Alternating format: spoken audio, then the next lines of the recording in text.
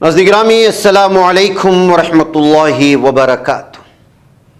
सीधी बात के ताज़ा तरीन प्राइम टाइम में आप लोगों का इस्तकबाल है। उजाला दे चिराग, रह गुज़र आसान नहीं होता। ये शेर का टुकड़ा जब कभी भी गुनगुनाहट के तौर पर ज़बान के नोक पर आता है तो इन अल्फाजों की तह में मौजूद कई तरह के नक्शे मेरे जहन में उभर जाते हैं। रहगुज़र को आप कई तरह के मसाइल से जोड़ सकते हैं। कर्ब, दर्द, आजमाइश, मसाइल ज़िंदगी और भी बहुत कुछ। दरअसल पड़ोसी मुल्क की एक शायरा हैं जिनका नाम है फ़िदा जाफ़री। उनकी एक गज़ल है। आज शाहीन कैंपस के अंदर कदम रख रहा था तो वो पूरी गज़ल याद आ गई। उजाला दे चिराग, रहगुज़र आसान नहीं होता। हमेशा हो सितारा हम सफ़र आसान नहीं होता। जो आंखों ऊट से चेहरा उसी को देख कर जीना, ये सोचा था कि आसान है मगर आसान नहीं होता। बड़े ताबां बड़े रोशन सितारे टूट जाते हैं, सहर की राह तकना ता सहर आसान नहीं होता। अंधेरी कासनी रातें यहीं से हो के गुजरेंगी, जला रखना कोई दागे जिगर आसान नहीं होता। किसी दरदाशना लम्हे के नक्शे पास सजा लेना, अकेले घर को कहना अपना घर आसान नहीं होता। जो टपके कासे दिल में तो आलम ही बदल जाए, वो एक आंसू मगर एक चश्म तर आसान नहीं होता। गुमा तो क्या यकीन भी वसवसों के जद में होता है, समझना संग दर को संग दर आसान नहीं होता। न बहलावा न समझो था जुदाई सी जुदाई है, अदा सोचो तो खुशबू का सफ़र आसान नहीं होता। जी हाँ नाज़रीन गिरामी, खुशबुओं का सफ़र आसान नहीं होता। मेहनतें, आजमाइशें, इल्ज़ामात, अपनों की गालियाँ, मुश्किल राहें, संगलाख वादियाँ, खारदार झाड़ियाँ, महदूद पगडंडियाँ, इनको पार करते करते, अपनों की तनकीदें सुनते सुनते, मुश्किल राहों को पाटते पाटते, आजमाइशों से गुज़रते गुज़रते, अपनों की गालियाँ सुनते सुनते, हासिदों की अदावतों से निमटते निमटते, ज़िंदगी की अहम तरीन बहारें एक इदारा और तंजीम खड़ा करने में कब गुज़र जाती हैं पता ही नहीं चलता। फिर जब आंखें उठाकर देखते हैं अपनी कामयाबी की जानिब, तो फिर साल हा साल की थकन पल भर में दूर हो जाती है। यही इदारों की कामयाबी का राज है। गुज़श्ता 14 सालों से शाही इदाराजात की रिपोर्टिंग करता हूँ। कई दफ़ा यहाँ आना हुआ, मगर इस बार यहाँ के अंदरूनी हालात को जानने के लिए टीम के साथ कैंपस में दाखिल हो रहा हूँ। तो इस आलीशान इमारतें, मुख्तलिफ कैंपस, स्टाफ की भीड़, हज़ारों बच्चों की तादाद, हॉस्टल का निज़ाम देखकर उसके पीछे दी जाने वाली कुर्बानियों को याद कर रहा था। शाहीन इदाराजात में इस वक्त लगने वाले इल्ज़ामात की खोज के लिए ही हम यहाँ आए हैं, मगर 40 साल की मेहनत को भी फरामोश नहीं किया जा सकता, ना ही कौम के नौनिहाल और नौजवानों के लिए की जाने वाली मेहनतों को। बहकैफ हमारी टीम आई तो सबसे पहले यहाँ के दाखिलाती और क्लासेस का मुआयना किया और उसके बाद मतबख का मुआयना करने के लिए निकले। इस वक्त हमने खाने की तस्वीर कशी और रिपोर्टिंग नहीं की, क्योंकि हमने यहाँ पर इत्तिला करके आए थे कि हम आने वाले हैं। ऐसे में मुमकिन है कि खाना बेहतर बनाया गया हो हमारी टीम के आने का सुनकर। ये सहाफ़त के साथ नाइंसाफ़ी होगी। इस वजह से हमने सोचा कि इसकी रिपोर्टिंग तो गैर मुतवक्के तौर पर होनी चाहिए, ताकि पता चले कि हकीकत क्या है। जब आप इन्फॉर्म करके रिपोर्टिंग के लिए जाते हैं तो फिर वो सहाफ़त के साथ इंसाफ नहीं होता। लेकिन खाने का इंतज़ाम कहाँ होता है, स्टोरेज कहाँ होता है, कितने तलबा व तालिबात बैक वक्त खाते हैं, कैसे परोसा जाता है, 6500 तलबा और स्टाफ और मेहमानान वालिदैन को दिन में 3 वक्त का खाना खिलाना पूरे इंतज़ाम के साथ कोई मामूली बात तो नहीं थी। तो फिर हम चले मतबख की जानिब। फिर वहाँ के मैनेजर से, ज़िम्मेदारों से, कोऑर्डिनेटर से, अलग अलग शोबाजात को जहाँ बांटा गया है स्टोरेज के तौर पर, बेकरी के तौर पर और परोसे जाने के अलग अलग सिस्टम, इन सारी चीज़ों को देखा। लेकिन खाने यानी मेस में जिस वक्त तलबा खा रहे थे उसको हमने तस्वीर कशी नहीं की। वजह उसकी ये थी कि हमने पहले से इत्तला कर दिया था कि हम जो है आने वाले हैं, कभी गैर मुतवक्के तौर पर खाने के वक्त में पहुँचेंगे और फिर खाने का हम जो है वहाँ पर ढंग और उसकी सारी चीज़ें देखेंगे। फ़िलहाल यहाँ पर क्या निज़ाम चल रहा है उसको आप हमारे साथ यहाँ देखें और ये वीडियोस में मुताल्लिक़ा लोग अलग अलग तौर पर समझा रहे हैं। अस्सलाम वालेकुम रहमतुल्लाहि व बरकातुहू। आज मैं आपको शाहीन का स्टोर, शाहीन का किचन और शाहीन का डाइनिंग हॉल मैं आपको टूर कराता हूँ। आइए सर मेरे साथ। ये हमारा स्टोर है, आप देख सकते हैं यहाँ पे पूरे ग्रेन्स वगैरह रखे हुए हैं, चावल है, दाल है, गेहूं है और यहाँ पे पूरे हमारे इंग्रेडिएंट्स लगे हुए हैं। आप देख सकते हैं राई, जीरा, शक्कर, दालें हैं, तरबूज वगैरह है यहाँ पे, तरबूज के बीज, और यहाँ पे हमारे मसाले हैं, जैसे दालचीनी है यहाँ पे हमारा, ये शाजीरा है और ये इलायची है। स्टॉक्स आते रहता है और खत्म होते रहता है। आप आगे चलिए, मैं आपको बताता हूँ। अल्हम्दुलिल्लाह हर चीज ब्रांडेड है हमारे पास। आइए, ये हमारे पास एवरेस्ट के मसाले यूज होते हैं और यहाँ पे और थोड़ा सा हमारा ड्राई फ्रूट्स रखा हुआ है। ये काजू है, ये किशमिश है, ये बादाम लगा हुआ है यहाँ पर और ये पूरा कंज्यूम होने के बाद है क्वांटिटीज। एक्चुअली लार्ज क्वांटिटीज में आते हैं हमारे पास। अच्छा। कोई भी आइटम हमारे पास छोटी क्वांटिटी में नहीं आता है। हर चीज लार्ज क्वांटिटी है। आप देख सकते हैं यहाँ पे कसूरी मेथी वगैरह रखा हुआ है। 6000 बच्चों का पकवान होता है 3 टाइम, तो हर चीज हर हफ्ते में 2-2 बार मंगाना पड़ता है। आइए चलते हैं हम लोग हमारे स्टोरेज रूम में।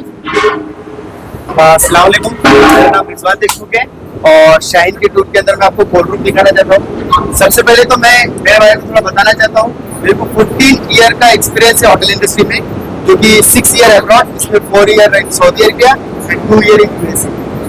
जैसे कि मैं शाहीन ज्वाइन किया है, तो मैं सबसे पहले आपको बताना चाहता हूँ ये कोल्ड रूम है, इसके अंदर हम कम से कम 3 दिन का वेजिटेबल स्टोर कर सकते हैं। ये आपको कोल्ड रूम, आप पूरा जब इसको राउंड मारेंगे तो अराउंड यहाँ पर 20,000 स्टूडेंट का हम वेजिटेबल स्टोर कर सकते हैं।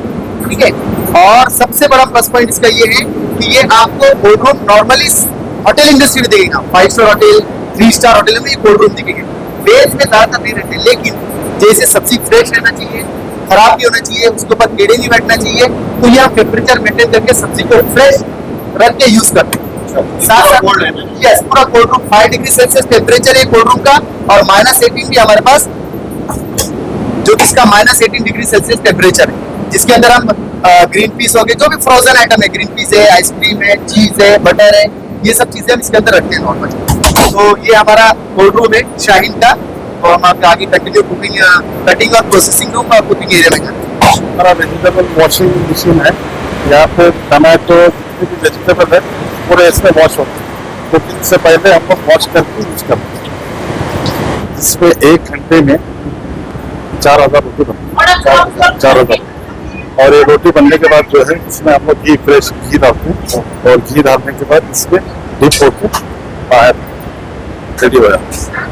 ये कंप्लीट इसका जो प्रोसेस है मशीन का, यहाँ पे आटा डालना है और इसमें से जैसा निकलता है तो पेड़े बन के निकलता है, फिर आगे दूसरे बेड पे जाके पूरा फ्लैट सरफेस में आके फिर मशीन पे आया और बेड पे आया, और फिर वहां से लास्ट जो है रेडी होने के बाद उधर से निकल जाता है, जिसमें हम लोग घी, रोटी के जो घी लगाते हैं वहां से लास्ट प्रोसेस है, फिर वहां से बच्चों को डिस्ट्रीब्यूट हो जाता है। और ये जो है कोकोक, ये स्टीम है, जिसमें अभी डिनर की तैयारी चल रही है। ये जो दाल जो बॉईल हो रहा है ये डिनर का है, और इसमें अभी डिनर की तैयारी, ये डिनर की तैयारी। और दूसरे जो स्टीम है हमारे पास, ये जो है इसमें राइस बनाते हैं हम लोग। एक स्टीम में 1 क्विंटल राइस बनता है, तो ऑलमोस्ट 5 मिनट्स, 4 to 5 मिनट्स में 1 क्विंटल आपका हमारा रेडी हो जाता है, एक स्टीम।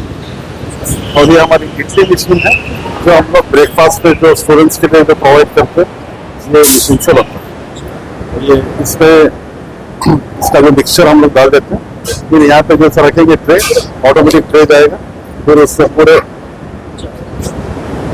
और दूसरा जो है ये स्टीम है जो इडली का, जहाँ पे यहाँ से रिफिल होके स्टीम पे जाता है, फिर यहाँ पे स्टीम कुक हो जाता है अच्छे ढंग। और ये जो हमारा डीप फ्रायर मशीन है, जिससे कुछ भी ऑनियन फ्राई करना है, जो भी चीज़ें हमको कुकिंग के लिए जो फ्राई करने के लिए इस्तेमाल करना है वो इसमें। और ये जो है कुक ऑफ है, इसमें जितना भी हमारा जो ग्रेवी का जो ग्रेवी आइटम जो भी बनता है ये कुक ऑफ में बनाते हैं। वेजिटेबल्स का जो भी हम ग्रेवी बनता है ये बनता है। और आज के मेन्यू में क्या है, बच्चों को जलेबी था तो ये प्रोसेस चालू है जी, स्टूडेंट्स के लिए जो हमारे मेन्यू में वो जलेबी का प्रोसेस चालू है, ये मेन्यू बनता है। तो एवरी वीक हम लोग पूरी हमारी किचन की जो एग्जीक्यूटिव टीम है वो लोग डिसाइड करते हैं जो भी बच्चों को चाहिए हमारे हिसाब से। एवरी वीक हम लोग नया मेन्यू बनाते हैं और बेहतर से बेहतर क्वालिटी से और सेटिस्फेक्शन बच्चे सेटिस्फाइड होना, क्योंकि हमारे पास जो है स्टूडेंट्स ऑल ओवर इंडिया से या तकरीबन आउटसाइड कंट्री से भी, तो इसमें हम लोग बेहतर क्वालिटी और हर चीज़ बेहतर होती है। एवरी डे हम लोग बेहतर देने की कोशिश करते हैं इंशाल्लाह और बेहतर करेंगे। ये हमारा मेन्यू है, ये जो है वीकली मेन्यू है, तो एवरी वीक हम लोग डिसाइड करते हैं जी। ये ब्रेकफास्ट का है और ये लंच में डिनर जी। अच्छा, ये जो मेनू है ये ऐसा नहीं है कि सिर्फ ये हमारे अंदर, कोई भी पेरेंट्स उनका पेरेंट्स ऐप के अंदर जाके ये मेनू कर सकते हैं और इसी मेनू को फॉलो दिखाने का एक नहीं जो मेन्यू में है यहाँ तक कितने पैसे पूरा हमारे पास यहाँ पर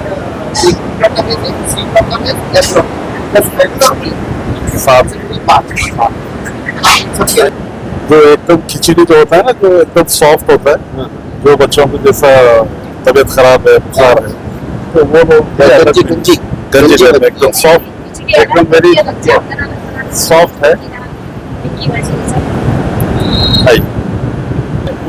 दूध है, फ्रेश दूध है, ये हमारे आरोग्य है।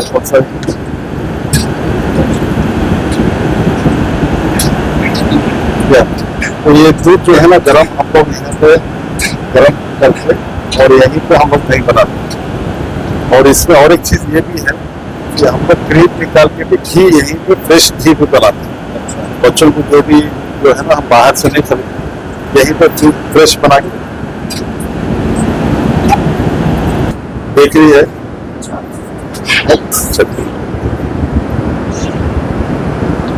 ये बेकरी यहाँ पे जो भी हमारे स्टूडेंट्स के लिए जो भी ब्रेड वगैरह और स्लाइस ब्रेड हो, केक हो, पेस्ट्रीज हो, जो भी बनता है यहाँ पे फ्रेश बनाते हैं बच्चों के लिए।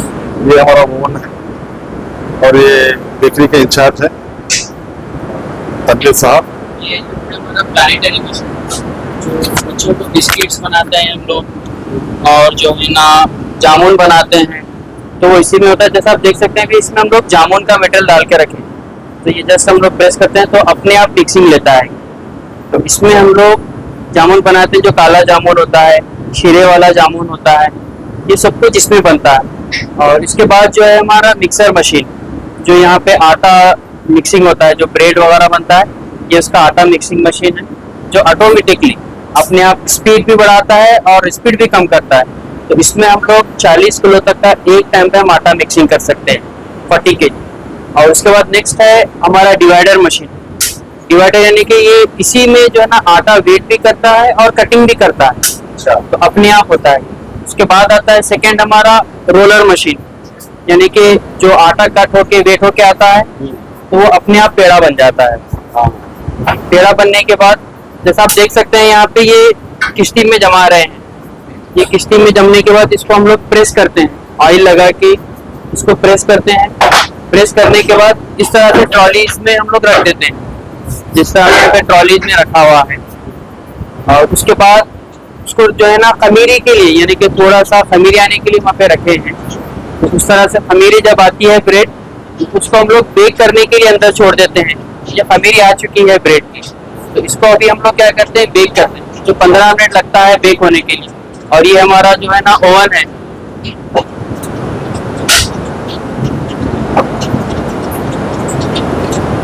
ये हमारा ओवन है। तो इसमें एट ए टाइम पे हम लोग 2 ट्रॉली हम लोग इसमें छोड़ सकते हैं, 2 ट्रॉली। अभी ये जो है ना स्वीट के लिए है, तो इसको थोड़ा सा हम लोग पका रहे हैं।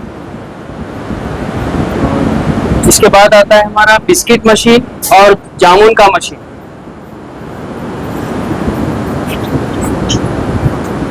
ये जो मशीन है, ये बिस्किट भी बनता है इसमें, और इसी के साथ में हम लोग जामुन भी डालते हैं।